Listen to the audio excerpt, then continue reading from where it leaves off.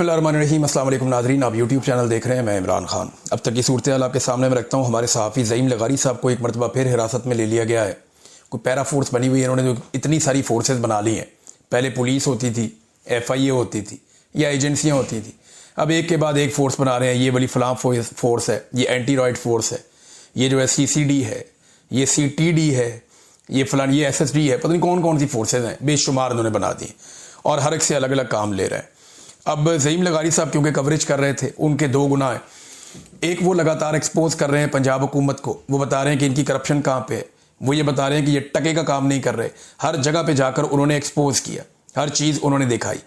चंद सहाफ़ियों को जिनको शाबाश मिलनी चाहिए, उनमें एक ज़ईम लगारी साहब का भी नाम है। बहुत अच्छा काम जो है वो हसनैन रफ़ीक साहब भी कर रहे हैं। उनके अलावा फील्ड के अंदर शाकिर अवान साहब काम कर रहे हैं, उस्मान चौधरी साहब काम कर रहे हैं, बल्कि आगा शेख सरवर, उन्होंने तो कमाल किया। बहुत सारी ऐसी जगहों पे पहुंचे जहां पे बाकी मीडिया नहीं जा रहा। कुछ खवातीन हैं, कुछ हजरात हैं, दीगर रिपोर्टर्स हैं। तो डिजिटल मीडिया के लोग बहुत ज़्यादा शाबाश के हकदार हैं। गोंदल साहब ने बहुत, बाकी लोगों ने काम किया, हमारे दोस्त हैं, तो वो सारे शाबाश के हकदार हैं कि डिजिटल मीडिया ने वो काम करके दिखाया। ना सिर्फ लोगों की ज़िंदगियों को महफूज बनाया, बल्कि बार बार हुक्मरानों को झंझोड़ा, बल्कि लगातार जो इंडिया से पानी आ रहा है उसकी इतलात पहुंचाते रहे और उन्हीं के क्लिप्स की मदद से लोगों को इन्फॉर्मेशन मिलती रही कि अब कहाँ कहाँ पानी आने वाला है। वरना पाकिस्तान की जो गवर्नमेंट है और मीडिया है वो तो चीज़ों को छुपा रहा था और ऐसा लगता था कि शायद ये मैक्सिमम डैमेज करना चाह रहे हैं कि ज़्यादा लोग मारे जाएंगे, ज़्यादा पैसे आ जाएंगे। क्या लोगों की लाशें पैसे इकट्ठे करने के लिए होती हैं? तो ज़ईम लगारी साहब एक्सपोज कर रहे थे दो चीज़ों को। एक, उन्होंने अलीम खान को बहुत बुरी तरह एक्सपोज किया और एक, उन्होंने मरियम नवाज को बहुत बुरी तरह एक्सपोज किया। अब इसका बदला लिया गया, ज़ईम लगारी साहब को पकड़ा गया, उनको थप्पड़ मारे गए। कितनी अफसोस की बात यार, एक जर्नलिस्ट है, वो अपना काम करने निकला है। पहले तुम सारे झूठे साबित हुए, तुमने ISI को गलत साबित करवा दिया कि ज़ईम लगारी साहब ने जो खबर दी, ISI ने उनको उठा के अगवा करके जबरन लापता किया, 8 दिन के बाद छोड़ा। बाद में साबित हुआ कि ज़ईम लगारी सच्चा था, ISI भी गलत थी, मरियम नवाज भी गलत थी, सारे गलत थे और पूरी दुनिया ने देखा कि वो साबित हो गया। इन्होंने तस्लीम कर लिया कि हम गलत थे, वो प्रोजेक्ट ही खत्म कर दिया बाद में, जिस पे ज़ईम लगारी साहब ने करप्शन की और 2 नंबरी की खबर दी थी। ये जनाब इनकी टोटल औकात है, ये इनकी टोटल हैसियत है। अब उस ज़ईम लगारी को दोबारा, अब वो निहत्ता आदमी है, जर्नलिस्ट है ना, वो कैमरे के साथ और माइक के साथ काम करता है, बंदूक वाला तो नहीं है। उसको पकड़ के थप्पड़ मारे, उसके साथ ज्यादती की गई, उसे ज़बरदस्ती जबरन उसको हिरासत में लिया गया। अब मेरी कुछ जर्नलिस्ट हैं, उनसे बात हुई, उन्होंने कहा जी अभी भी नहीं छोड़ा और हम उम्मीद करते हैं कि किसी एक को बीच में होश आएगी और गैरत आएगी और ज़ईम लगारी साहब को रिहा किया जाएगा। इस हुकूमत से तो हमें किसी किस्म की कोई उम्मीद नहीं है और अगर नहीं छोड़ेंगे तो हम अदालत में जाएंगे, हम जोर लगाएंगे, कोशिश करेंगे, हम तो अपने भाई को छुड़वा लेंगे इंशाल्लाह। ज़ईम लगारी बाहर आ जाएंगे, आके अपना काम शुरू कर देंगे। लेकिन ये नफरत जो बढ़ती चली जा रही है ना, या जो जुल्म और ज्यादती हो रही है, इसे हम हमेशा याद रखेंगे और हर मौके पे याद दिलाएंगे भी कि जो जुल्म हमारे साथ इस वक्त एस्टेब्लिशमेंट ने किया और एस्टेब्लिशमेंट के चहीतों ने किया, उसकी तारीख में किसी किस्म की कोई मिसाल मिलती नहीं है। मरियम नवाज साहबा नाज़रीन एक के बाद एक टिकटॉक बना रही हैं, उसके अलावा कोई काम नहीं, धड़ाधड़ टिकटॉक बन रहे हैं और कुछ नहीं हो रहा। यानी एक जगह के ऊपर एक सेट लगाया जाता है, वहां पे लोगों को बिठाया जाता है, ये जाती हैं, जाके 1-2 औरतों को जफ्फियां डाल ली, किसी के साथ बात कर ली, किसी को करीब बिठा लिया, किसी की रेस्क्यू करके दिखा लिया, वो एक फिल्म सी बनती है, उसको बाद में चलाया जाता है। जनाब बहुत ज़बरदस्त मरियम नवाज रेस्क्यू कर रही। वज़ीर आला ने खुद जाके ग्राउंड के अंदर अगर काम नहीं भी करना ना, ये एक जेस्चर तो होता है जो बहुत अच्छा होता है, ये सबको देना चाहिए, बड़ी अच्छी बात है, लेकिन ग्राउंड पे काम भी तो होना चाहिए। ये खाली ड्रामे तो नहीं होने चाहिए। आप पूरे पंजाब में जहां मर्जी पूछ लें, कोई काम नहीं हो रहा। रेस्क्यू वालों ने सबसे ज्यादा काम किया, मेरे ख्याल में उनकी मैक्सिमम जो पहुंच है वो 10% लोगों तक भी नहीं होगी। सबसे ज्यादा काम रेस्क्यू ने किया। रेस्क्यू के बाद अगर किसी ने काम किया तो वो जी सबसे ज्यादा काम तो मकामी लोगों ने खुद किया ना, अपनी मदद आपके तहत, प्राइवेट लोगों ने की एक दूसरे की मदद। दूसरे नंबर पर रेस्क्यू है, बाकी फौज और दीगर अदारे वो बहुत पीछे रह गए हैं। लेकिन सवाल यह पैदा होता है कि जो रेस्क्यू है वो भी 10% लोगों तक नहीं पहुंच पाया, तो फिर हुकूमत किस कारकर्दगी का दावा करती है?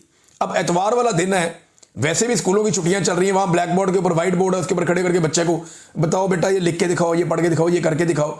ये क्या चल रहा है भाई? वो लोग भूखे हैं, वो परेशान है, उन्हें मदद की जरूरत है। लोग डूब रहे हैं पानी के अंदर, इनके ड्रामे खत्म नहीं हो रहे, इनकी टिकटॉकें बन रही हैं हर जगह पे, ये कश्तियों में सैरे कर रहे हैं, हेलीकॉप्टरों में सैरे कर रहे हैं। अब इन्होंने जनाब वो जो राशन के डब्बे हैं ना, मैंने आपसे कुछ कहा था, आपको याद होगा, ये जरा क्लिप आप सुने, मैंने क्या कहा था, इसको सुने, बल्कि इसके ऊपर हम आपको साथ साथ दिखाते हैं जनाब कि ये इन्होंने किया क्या है। ये सुने जरा क्लिप, याद रखिएगा, आपको नजर आएंगे।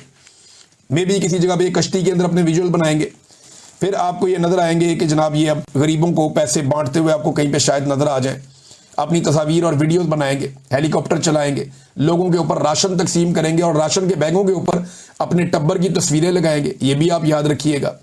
बैरूनी दुनिया से इस सैलाब के बाद ये अपील कर देंगे कि जनाब हमें भीख दी जाए, हमें इमदाद दी जाए, हमारे लोग लुट गए, मर गए, बर्बाद हो गए। फिर नए नगमे जारी किए जाएंगे, म्यूजिक जारी किया जाएगा, अखबारात का पेट भरा जाएगा, इश्तिहार दिया जाएगा, टीवी के ऊपर नगमे और अपीलें चलाई जाएंगी, इमदाद इकट्ठी की जाएगी और फिर ये एक मरतबा दोबारा सैलाब मुतासरीन का माल उसी तरह खा जाएंगे जैसे ये हमेशा सैलाब मुतासरीन का माल खाते रहे। तो नाज़रीन, जो मैंने कहा था वही हुआ।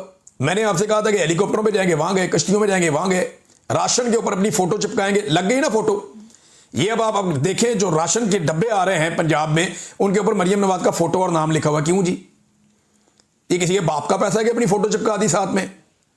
भाई गवर्नमेंट ऑफ पाकिस्तान का पैसा है, अवाम का पैसा है, टैक्स का पैसा है, किसी पे कोई एहसान नहीं कर रहा। खैबर पख्तूनख्वा में वहां की हुकूमत ने 100 बुराइयां अली अमीन गंडापुर में होंगी, इमरान खान के भी गलत डिसीजन होंगे बहुत सारे, लेकिन खैबर पख्तूनख्वा में भी एक हुकूमत है ना। उन्होंने अवाम को जब रिलीफ दिया तो किसी एक खाने के ऊपर, किसी एक जगह के ऊपर, क्योंकि वो जाती पैसे से नहीं दे रहे थे। देखिए, अगर कोई जाती पैसे से दे रहा है, कोई अपनी जेब से दे रहा है, तो चलो वो ये कर सकता है, लेकिन जो अवाम का पैसा खर्च कर रहे हैं उसमें अपनी फोटो चिपकाने की क्या जरूरत है? अब मरियम नवाज साहबा का हर डब्बे के ऊपर फोटो लगा हुआ है, जनाब ये मरियम नवाज साहबा ने दिया, ये मरियम नवाज साहबा ने दिया, ये मरियम नवाज साहबा का डब्बा आया। और जो लोग बेचारे अपनी मदद आपके तहत आते हैं, खाना लेकर आते हैं, चीजें लेकर आते हैं, उन्हें देने नहीं देते। वो कहते हैं जी मरियम नवाज का बैनर पोस्टर लगाओगे तो तब हम आपको अवाम की मदद करने देंगे, अदरवाइज हम अवाम की मदद भी नहीं करने देंगे। ये वहां पे खड़े हुए सरकारी महकमे ये काम कर रहे हैं। तो जनाब राशन पे भी अपनी फोटो चिपका दी, हालांकि किसी और जगह पे ऐसा नहीं हुआ, लेकिन ये करते हैं ना। मुझे अच्छी तरह याद है कि 2010 के सैलाब में PMLN की पंजाब में हुकूमत थी, तो नवाज शरीफ का फोटो चिपका दिया था इन्होंने बोरी के ऊपर। तो मैंने उनसे पूछा ब्यूरोक्रेसी से, मैंने कहा जी मियां साहब का क्या तल्लक है? वो तो कुछ भी नहीं है, तब तो नवाज शरीफ साहब कुछ भी नहीं थे। मैंने कहा मियां साहब किधर से बीच में आ गए जनाब, इनका पंजाब में क्या ताल्लुक है? ना ये हुकूमत में है, ना ये अपोजिशन में है, ना किसी चीज में है। उनका फोटो नहीं जी, ये उनका विजन है, उनकी पार्टी है। ब्यूरोक्रेट्स मुझे ये बात उस वक्त क्लैरिफाई कर रहे थे। तो ये खानदान इसी डगर पे चलेगा हमेशा, इनका ये वतीरा है। ये अवाम की मुसीबत को भी एक अपॉर्चुनिटी के तौर पे लेते हैं, उसमें दिहाड़ियां लगाते हैं, जैसा कि इन्होंने किया। उस पैसे के साथ जो पैसा पाकिस्तानियों को मिला इमदाद के तौर पे, 11 अरब डॉलर्स के प्लेजेस थे। पाकिस्तान ने जो IMF से पैसा मांगा 3.25 साल में, वो 7 अरब डॉलर है, 7 बिलियन यूनाइटेड स्टेट्स डॉलर्स। हमें 11 अरब डॉलर के प्लेजेस हुए थे। ये हुकूमत ने दावे किए थे, मैं तो नहीं कह रहा। ये हुकूमत कह रही थी, इनके वज़रा कह रहे थे, सारे इकट्ठे होकर गए थे लटरम पटरम। वहां इन्होंने रोला डाला हुआ था कि जनाब 11 अरब डॉलर इकट्ठे हो गए, प्लेजेस हो गए, हमें मिल गया पैसा। शर्त क्या थी कि आप प्रोजेक्ट बनाते जाए, हम पैसे देते जाएंगे, आप प्रोजेक्ट बनाते जाए, हम पैसे देते जाएंगे। मिसाल के तौर पे एक प्रोजेक्ट जो है वो 1 अरब डॉलर का है, तो आप उसको पहला फेज करेंगे, तो उसके ऊपर अगर आपके 300 मिलियन डॉलर लगे तो आप बता देंगे 300 मिलियन डॉलर का हमने काम कर लिया। फिर वो अगला पैसा जारी कर देंगे, आप बाकी काम कर देंगे, फिर अगला पैसा जारी कर देंगे, आप बाकी। आपने रिपोर्टें जमा करवाती जानी, पैसे आते जाएंगे। वो पैसा उन्होंने प्लज कर दिया था पाकिस्तान के लिए कि पैसा पाकिस्तान के लिए पड़ा है, पाकिस्तान ये 11 अरब डॉलर सैलाब मुतासरीन के लिए जितने मंसूबे शुरू करना चाहता है करे। ये पैसा जैसे जैसे मंसूबे मुकम्मल करके हमें रिपोर्टें भेजते जाएंगे, हम इनको पैसा जारी करते जाएंगे। एक रिपोर्ट नहीं है, एक रिपोर्ट भाई, एक हो ना सिर्फ। मैं कोई 10, 50, 100, 1000 का नहीं कह रहा, वरना हजारों प्रोजेक्ट हैं जो इन्हें शुरू करने चाहिए थे और शुरू करने के बाद उनको मुकम्मल करना चाहिए था, और वो पैसा जो पाकिस्तान के लिए मुख्तस किया गया था वो पैसा पाकिस्तान में लाना चाहिए था। एक प्रोजेक्ट ये रिपोर्टें नहीं दे सकते। टके का काम इन्होंने सैलाब मुतासरीन के लिए नहीं किया। अब ये जाएंगे, जाके दुनिया को कहेंगे जनाब पैसा दे दे हमें, हमारे मुल्क में सैलाब आया हुआ है। दुनिया इन्हें ठेंगा दिखाएगी कि पहले भी तुम्हें सैलाब आया था, तुमने टके का काम करके नहीं दिखाया, अब तुम वही हुकूमत है, वही लोग हैं, वही शक्लें, अब तुम काम करोगे, इसकी क्या गारंटी है? और जब सैलाब आया हुआ है तो वज़ीर-ए-आज़म मुल्क छोड़ के गया हुआ है। हालात तो ये हैं इनके। तो नाज़रीन, ये जो पैसा हमारे लिए मुख्तस किया था उसको भी इन्होंने ज़ाया किया। और मरियम नवाज का टिकटॉक सिर्फ बनेगा, शहबाज शरीफ का टिकटॉक बनेगा। अब चाइना गए, वहां पे बनेगा। सुना आगे जापान भी जा रहे हैं शहबाज शरीफ साहब, तो चले देखते हैं। लेकिन इन हुक्मरानों की जो हालत है ना, वो श्रीलंका के हुक्मरानों से मुख्तलिफ नहीं होनी। इनकी हालत जो है ना, वो बांग्लादेश के हुक्मरानों से मुख्तलिफ नहीं होनी, बल्कि जो अब इंडोनेशिया में हो रहा है ना, ये उस तरफ चल नहीं रहे, भाग रहे हैं, एस्टेब्लिशमेंट को साथ लेकर भाग रहे हैं, उसी तरफ भाग रहे हैं। इंडोनेशिया में क्या हुआ था, छोटी छोटी चंद चीजें हुई और हुकूमत ने लोगों को तंग किया। ये लगातार एक जुल्म और जबर जब बढ़ता है तो फिर एंड ऑफ द डे यही होता है जो वहां पे हुआ इंडोनेशिया में। एहतजाजी मुजाहरे उस वक्त शुरू हुए जब 580 अरकान पार्लियामेंट की जो रिहायशी अलाउंसेज हैं, वो इंडोनेशिया की जो एक एवरेज माहाना इनकम है एक आदमी की, उससे 20 गुना ज्यादा उन्होंने कर दिए। सूरत हाल उस वक्त मजीद बिगड़ गई जब एहतजाज हो रहा था तो बख्तरबंद गाड़ी ने एक मोटरसाइकिल सवार को कुचलकर हलाक कर दिया, आग लग गई। मैं आपसे कहता हूं ना, पाकिस्तान बारूद के ढेर के ऊपर बैठा हुआ, अवाम बहुत तपी हुई है। कोई एक इंसिडेंट, कोई एक वाकया चिंगारी बनके इनके सारे बने बनाए आशियाने को जला सकती है। ये जो उन्होंने जाली आशियाना बनाया हुआ ना, फार्म 47 के ऊपर खड़े हैं, इनको जूतियां छोड़ के भागना पड़ेगा जैसे लोग दरिया रावी के रास्ते से भागे हैं। इसी तरह इन्हें कब्जा छोड़ के भागना पड़ेगा जिस दिन अवाम खड़ी हो गई। 3 सूबाई असम्बलियों को लोगों ने जला दिया, वहां पे अरकान पार्लियामेंट के घरों को लोगों ने लूटा है वहां पे, और ये सिलसिला वहां जारी है। ये आपने बांग्लादेश में देखा, श्रीलंका में देखा। तो पाकिस्तान को उस तरफ जाना भी नहीं चाहिए, लेकिन बदकिस्मती से मौजूदा पाकिस्तान का जो रजीम है उस तरफ चल नहीं रहा, उस तरफ भाग रहा है। और किस वक्त ये मामला कहां जाए हम कुछ भी नहीं कह सकते। अगले चंद घंटों में नाज़रीन भारत से पानी दोबारा पाकिस्तान आने वाला है। एक बड़ा रेला पानी का पाकिस्तान में दाखिल हो रहा है, क्योंकि भारत में बारिशें रुक नहीं रही और उनके जो डैम्स हैं उन्होंने बहुत बड़ी तादाद में बनाए हुए, एक के बाद एक डैम का उन्हें पानी खोलना पड़ता है, दरवाजे खोलने पड़ते हैं। और लगातार जो डैम्स के गेट वो खोल रहे हैं, पानी तेजी से दरियाओं के अंदर बह रहा है और वो जो दरियाओं का पुराना रास्ता है वो सीधा पाकिस्तान की तरफ आता है।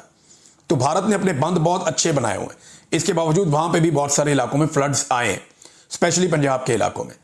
लेकिन वहां की हुकूमत जो है उन्होंने अपने लोगों को रिलीफ भी दिया, वो डिफरेंटली डील कर रहे हैं। हमारे तो यहाँ पे मार कुटाई चल रही है, जिनके घर पे सैलाब है वो उन्हें डंडे भी मारे जाते हैं, जलील भी किया जाता है, मुकदमात की धमकियां भी दी जाती हैं। जिनका कोई बंदा मर रहा हो वो कहते हैं यार कश्ती ले जाओ, हमारा बंदा बचा लो, तो उसे कहते हैं दौड़ जाए, यहाँ से पर्चा दे देंगे। तो यहाँ तो रवैया इस तरह का पंजाब हुकूमत का, वो जैसी हुकूमत है वैसे ही ब्यूरोक्रेट बन जाते हैं। तो यहाँ जुल्म हो रहा है पाकिस्तान में, और भारत से पाकिस्तान में पानी लगातार आता जा रहा है, उसकी वजह से सैलाब बढ़ता जा रहा है। अब ये सारा दबाव जो है वो दरियाए सिंध की जानिब जाएगा। अगले चंद घंटों में एक बड़ा रेला पाकिस्तान में दाखिल होगा और ये मुख्तलिफ दरियाओं से पानी इकट्ठा होता हुआ दरियाए सिंध की तरफ जाएगा। तो सिंध के ऊपर जब प्रेशर बढ़ेगा तो वहां पे एक बड़ा इम्तिहान है पाकिस्तान की हुकूमत का और सिंध की हुकूमत का भी, कि जनूबी पंजाब में, सिंध में, इन इलाकों में लोगों को महफूज कैसे रखना है। अब कारकर्दगी तो नाज़रीन इनकी जीरो है। वो जीरो मैं आपको ऐसे कह रहा हूं कि आप इनके हालात चेक करें ना, कि पूरी दुनिया में पोलियो खत्म हो गया, पाकिस्तान में नहीं हुआ। ये खबर है, मैं आपके साथ शेयर करता हूं, खबर आप देखें। ये दुनिया के तकरीबन तमाम ममालिक के अंदर पोलियो खत्म हो चुका है, पाकिस्तान में पोलियो खत्म होने का नाम नहीं ले रहा। इस साल भी पाकिस्तान में पोलियो के 23 केस सामने आए, 23 केसेस। पूरी दुनिया में पोलियो खत्म, अफगानिस्तान में पोलियो खत्म, कीनिया में पोलियो खत्म, नाइजीरिया में पोलियो खत्म, रवांडा में पोलियो, और दुनिया के किसी मुल्क का नाम ले लो। जिन मुल्कों की मिसालें हमें आर्मी चीफ देते हैं ना कि ये मुल्क वो बन जाएगा पाकिस्तान, उन मुल्कों में भी पोलियो खत्म हो गया। आज गजा में पोलियो के केसेस नहीं, पाकिस्तान में है। पाकिस्तान में पोलियो खत्म नहीं हुआ, वजह करप्शन, बेईमानी, 2 नंबरी, फ्रॉड और एस्टेब्लिशमेंट की बनाई हुई जाली हुकूमतें। हम पोलियो के खात्मे के करीब पहुंचते हैं, एस्टेब्लिशमेंट को फिर कोई ना कोई पंगा हो जाता है, वो पकड़ के हुकूमत गिरा देते हैं, सारा सिस्टम डिस्टेबलाइज हो जाता है, ऊपर से लेके नीचे तक पूरा सिस्टम हिल जाता है, दोबारा आपकी मुहिम जो है वो खराब हो जाती है और फिर पोलियो के केसेस बढ़ जाते हैं और पाकिस्तानियों के ऊपर ट्रैवल रिस्ट्रिक्शंस लगती हैं। पूरी दुनिया में बदनामी होती है कि ये एक मुल्क रह गया है जहां पे अभी तक पोलियो खत्म नहीं हुआ। बड़ी उम्र के लोगों को, औरतों को, बंदों को जो है पोलियो के कतरे पिला के एयरपोर्टों से लेके जाते हैं अपने मुल्कों में। ये हालात है पाकिस्तानियों के, और ये सिर्फ पाकिस्तान की हुकूमत की नाअहली की वजह है, वरना 2-3 साल का लगातार एक कोशिश की जाए तो पोलियो जड़ से हमेशा के लिए पाकिस्तान से खत्म हो सकता है। लेकिन इस तरफ किसी की तवज्जो ही नहीं है, तवज्जो इनकी लुटमार की तरफ है और लुटमार इन्होंने लगातार बढ़ाई हुई है। जब कीमतें बढ़ाते हैं तो यूं बढ़ाते हैं, जब घटाते हैं तो ऐसे घटाते हैं जैसे कहते हैं बहुत बड़ा रिलीफ हमने दे दिया। अब जो पेट्रोल की कीमत है उसमें चंद पैसे का रिलीफ दिया गया है, यानी जो पिछली कीमत थी पेट्रोल की वो 264 रुपए कुछ पैसे थी और अब उसकी कीमत कम करके 264 रुपए कर दी गई है। चंद पैसे का रिलीफ देकर इन्हें लगता है कि इन्होंने आवाम के ऊपर बहुत बड़ा एहसान किया है और उसकी हेडलाइंस चलवाते हैं। पूरी दुनिया में पेट्रोलियम मसनूआत की कीमतें नीचे जा रही हैं, पाकिस्तान के अंदर कीमतें नीचे जाने का नाम ही नहीं लेती, बल्कि पाकिस्तान में कीमतें लगातार बढ़ती चली जाती हैं, मजीद बढ़ती चली जाती हैं। नादरीन, दरियाओं के अंदर सोसाइटियों की बात हो रही है जो पानी के रस्तों पे बनी हुई है, दरियाओं के अंदर बनी हुई है और लगातार वो पाकिस्तान को डैमेज कर रही हैं। पाकिस्तानियों का बहुत पैसे का नुकसान भी हुआ, लेकिन इन माफियाज ने बहुत पैसा बनाया एस्टेब्लिशमेंट की आशीर्वाद से। अदालतें भी इनके साथ रहती हैं, इनको स्टे दे देती हैं। ये जो अलीम खान वाला स्कैंडल है ना, इस पे मियां असलम इकबाल साहब की एक वीडियो बहुत ज्यादा वायरल है और गर्दिश कर रही। जब उन्होंने 3 साल पहले एक प्रेस कॉन्फ्रेंस करके एक सारा चट्टा कट्टा खोला था, उनके पास वो सारे पेपर थे। उन्होंने एक एक चीज बताई कि कैसे EOBI स्कैंडल, जो बुजुर्ग लोग हैं उनका जो पैसा है वो स्कैंडल के जरिए कैसे प्लॉट और जमीनें खरीदी गई, फिर उनको कैसे बेचा गया, किस तरह 2 नंबरी की गई। वो लाहौर में एक CIA का पुलिस ऑफिसर है, DSP, उसका क्या इसमें रोल है, फिर ये कैसे कब्जे करते थे, इन्होंने एयरपोर्ट के सामने कब्जे कैसे किए, यहां क्या किया, वहां क्या किया। ये अलीम खान मिनट बाद बैठ के प्रेस कॉन्फ्रेंस करते हैं। जरा सहाफी इनसे एक दफा पूछे ना कि जनरल मेहदी साहब का क्या किरदार था इनकी जिंदगी में और जनरल मेहदी ने इनके ऊपर कौन से एहसानात किए थे, तो अलीम खान साहब आपको कहानी बताएंगे। मैं ये सारी चीजें किसी दिन आपके सामने रखूंगा, जरा ये फ्लड्स के मामला थोड़े देर ठीक हो जाएं, ये सब आपको बताऊंगा। लेकिन कुछ ऐसी सोसाइटियां जो पानियों के रास्ते में बनी हुई हैं, ये जरा सोसाइटियों के नाम आप सुन ले, और इनको पाकिस्तान की गवर्नमेंट्स ने, सिस्टम ने इनको प्रोटेक्शन दी है और इनको जो है वो NOC जारी किए गए। और मजे की बात यह है कि इनमें से 90% सोसाइटियों के अंदर रिटायर्ड जर्नल मुलाजमत करते हैं, इनके साथ काम करते हैं, भारी तनख्वाहें लेते हैं, तो उनके ताल्लुकात भी फिर इस्तेमाल होते हैं। एस्टेब्लिशमेंट के साथ ताल्लुकात बनाओ, जो मर्जी करो। अब इसमें पार्क व्यू सोसाइटी है, ब्लू वर्ल्ड सिटी है, फैसल हिल्स है, मुमताज सिटी है और लेक व्यू है, गुलबर्ग ग्रीन है, यूनियन डेवलपर्स है, बैरिया टाउन है, बैरिया खरीदार है, अलहरम सिटी है, एयरबाई लगूना है, अर रहमान गार्डन्स हैं, अर रहीम टाउन है, अल कबीर टाउन है। ये सोसाइटियां में अभी बाकियों के नाम और भी बाकी हैं। ये वो हैं जिन्होंने तबाही फेरी है और दरियाओं के अंदर जाके सोसाइटियां बना दी। भाई दरिया के अंदर सोसाइटी का NOC कैसे हो सकता है? भाई वो पुल बना हुआ है सामने से, पानी दरिया के नीचे से निकल के आना है। अब दरिया पतला हो गया, कम हो गया, तो आप दरिया के अंदर घर बना लेंगे। भाई जिस दिन पानी आएगा, बारिश आएगी, दरिया का पानी पूरा होगा, ये इन घरों के ऊपर से गुजर जाएगा। और वही हुआ है सोसाइटी के अंदर, वही हुआ है। आप जितना मर्जी बंद बांध लें, आप दरिया का रास्ता तो नहीं रोक सकते, बंद के ऊपर से आ जाएगा पानी। तो ये इन्होंने दरियाओं के अंदर सोसाइटियां बनाई हुई हैं और आज ये कहते हैं इमरान खान कसूरवार है। इमरान खान इसका NOC देता ही नहीं था। ये मियां असलम की जो प्रेस कॉन्फ्रेंस है, ये उसकी गवाही दे रही है। अब इस वक्त ग्राउंड में नाजरीन जो लोग मदद कर रहे हैं, उसमें पाकिस्तान तहरीक इंसाफ के कारकुन पेश हो गए हैं। मुख्तलिफ तस्वीर और मनाजिर आ रहे हैं कि तहरीक इंसाफ के टिकट होल्डर्स और जो उम्मीदवार हैं वो अपने अपने हलकों के अंदर वो अब आवाम की मदद करने के लिए निकल आए और वो दे रहे हैं, खाना भी दे रहे हैं, खुराक भी। ये बड़ी अच्छी बात है, अलीमा खान के बयान के बाद हुआ और इस पर आलिया हमजा साहब ने भी जोर दिया कि ये वक्त जो है वो लड़ाई का नहीं है, इख्तलाफात का नहीं है। मरियम नवाज जितना मर्जी जुल्म करे, जितनी मर्जी ज्यादती करे, लेकिन सारे लोग पाकिस्तानियों को बचाने की तरफ तवज्जो दें। और अच्छी बात यह है कि पाकिस्तान तहरीक इंसाफ इस वक्त लड़ाई को छोड़ के वो सैलाब ज़दगान की मदद के लिए आगे बढ़े। हालांकि कई जगह पे उनको मदद करने से रोका जा रहा है कि मरियम नवाज का फोटो लगाओ तो हम मदद करने देंगे, वरना मदद नहीं करने देंगे। हालात इनके ये है नाजरीन कि इस वक्त भी पुलिस को और इंतजामिया को, जिनको इस वक्त सैलाब ज़दगान की मदद के लिए लगाना चाहिए था, उन्हें लगाया हुआ इस वक्त इस काम के ऊपर कि अलीम खान की सोसाइटी के अंदर कोई वीडियो ना बन जाए। बहरहाल अब तक के लिए इतना ही। अपना ख्याल रखिएगा, अपने चैनल का भी। अल्लाह हाफ़िज़।